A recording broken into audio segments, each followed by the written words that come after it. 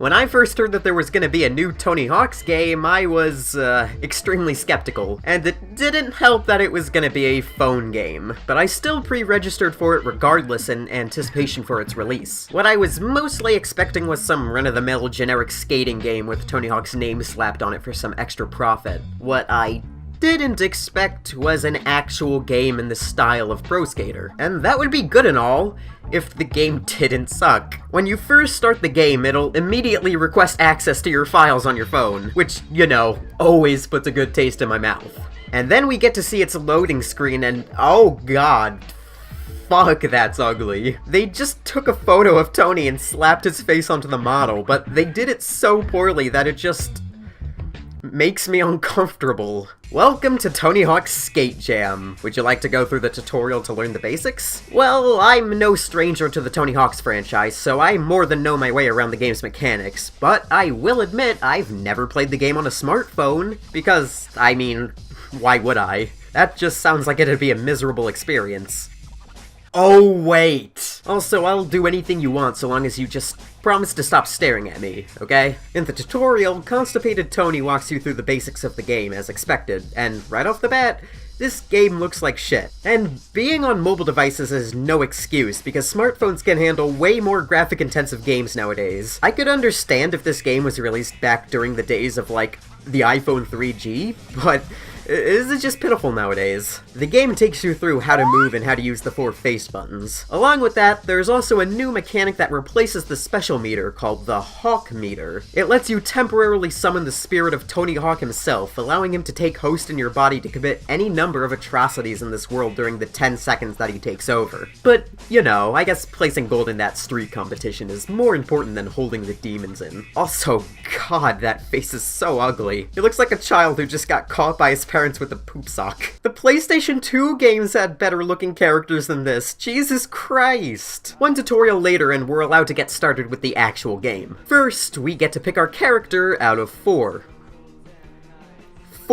Only 4 characters to choose from, and none of them are even pro skaters, just generic looking characters. On top of that, you can't even customize them. You can choose from a selection of 3 different outfits for each character, and that's it. 4 characters, 3 outfits each. Ignore the fact that character creation has been a huge staple of the franchise since the second game, which came out over 18 years ago. Oh, and you also need to buy the extra 2 outfits with the game's premium currency. So have fun spending money on another freemium game for digital skins, asshole. There's also no deck customization. You can only select the bottom of your deck after buying them with the game's normal currency. The decks are split up into 3 categories: Street, Park, and Vert. That seems to make sense, but the weird thing is that certain goals can only be completed with certain board types. So if you want to complete all the goals in the level, you'll have to switch your board to the correct type a few times. What's the point of that? All it does is make 100% runs impossible. In the words of Funny Angry Video Game Man, what in the heck was running through the heads of the developers while making this decision? This game sucks my spider ball! This game takes a new approach to levels, which I actually kinda like. It has 5 areas, with each area housing 3 levels. After getting enough XP, which is also in here for some reason, you can unlock that area's competition, which functions the same as the competitions from the first 3 games. Once you place in that area's competition, you unlock the next area. It's a very unorthodox approach to it, but I like it. Essentially unlocking 3 levels at a time where you can choose the order to play them in. It's actually a good design choice in my opinion, giving the player a bit more freedom. Too bad the levels suck though. They're all really big, but have nothing in them. Not to mention that they're just really boring. Most of the Tony Hawk's franchise is known for having really creative levels, and even when they're levels that are just based on real areas, they're still really well designed and extremely memorable. These are just super generic outside areas that vaguely resemble the cities that they're based on. Not to mention there's nothing even going on in these levels. No people, moving objects, or even cars. Even Pro Skater 1 had cars driving around in Minneapolis. This is just lazy.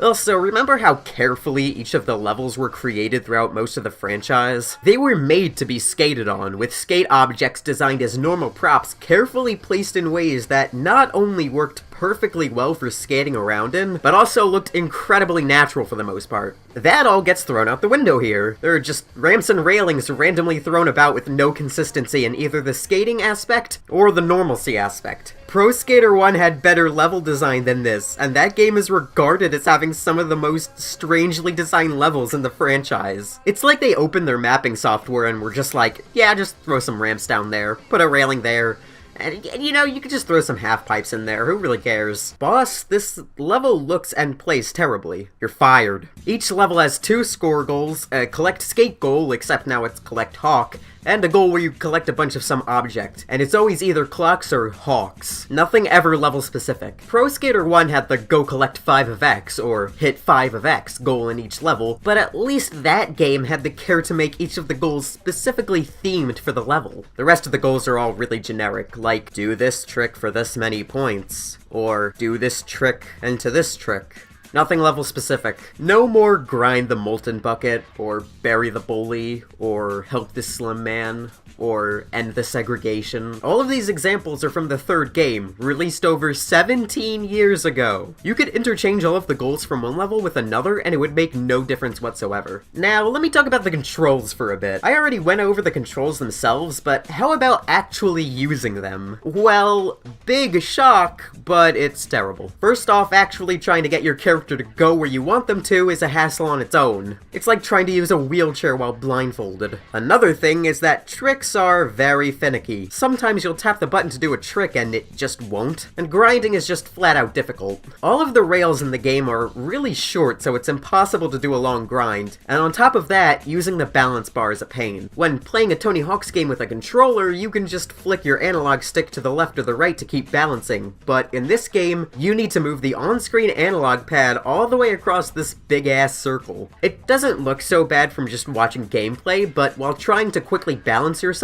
it's extremely sluggish. And also, I can't figure out how manuals work for the life of me. It wasn't shown in the tutorial, and I can't find any info in-game about it. And I know it's possible because I've done it a few times completely by accident, but I can't figure out how to purposely do one. Instinctively, I move the analog pad up and down, but that doesn't seem to do it. I don't know. I guess the mystery of the long-lost manual won't be uncovered today. Now, you could say that the controls are passable because, after all, this is a mobile game and you are controlling the whole game on a touchscreen. But if that's the case, then maybe, just maybe, this shouldn't have been a phone game. The physics are also a mess. You'll either be going too fast or way too slow, and there doesn't seem to be any way of controlling it. Going up and down slopes doesn't really seem to affect it at all, and I can't for the life of me figure this out. Not to mention that grinding slows you down. You know how in past games, whenever you needed to get around quickly, you'd start grinding and doing tricks because it sped up your character? In this game, grinding is always at a fixed pace, so it doesn't matter if you somehow manage to gain some speed.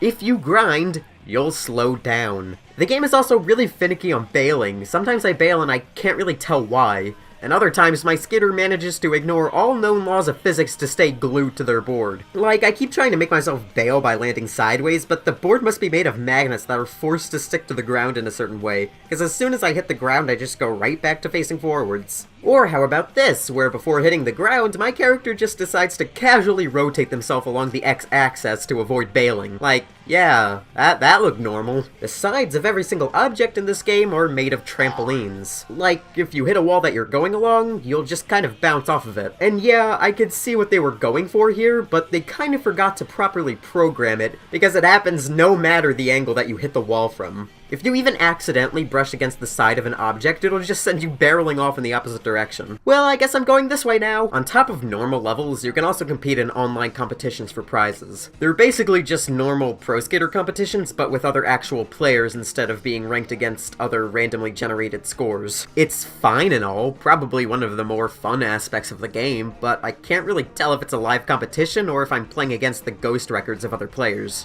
Although the comps do change in real time, like if you check the game later in the day, another comp will be active, which does make the game feel more alive. I don't even know how to cap this video off. It was basically just a list of complaints. At least the soundtrack is pretty good. A number of licensed songs from numerous artists spanning a few different genres while still focusing on punk rock as any good Tony Hawk soundtrack does. The only thing is that Remember, this is a mobile game. Where are you most likely to be playing a mobile game like this? Maybe on public transportation or while sitting in a waiting room or something like that. When have you ever been in one of these public situations and thought, yeah, now is a good time to start playing a mobile game with the volume at full blast? The best aspect of this game is the soundtrack, and it's mitigated by it being a mobile game. The only good thing I could really think about in this game is the fact that it's free. You don't have to pay for it like you did with Pro Skater 5. But still, that's scraping the bottom of the barrel for good things to say about it. Needless to say,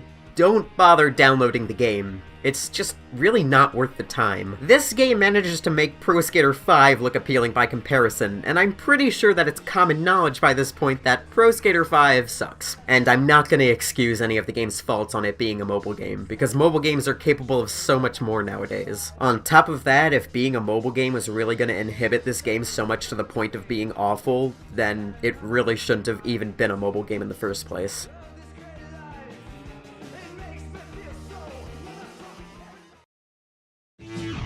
Check it out.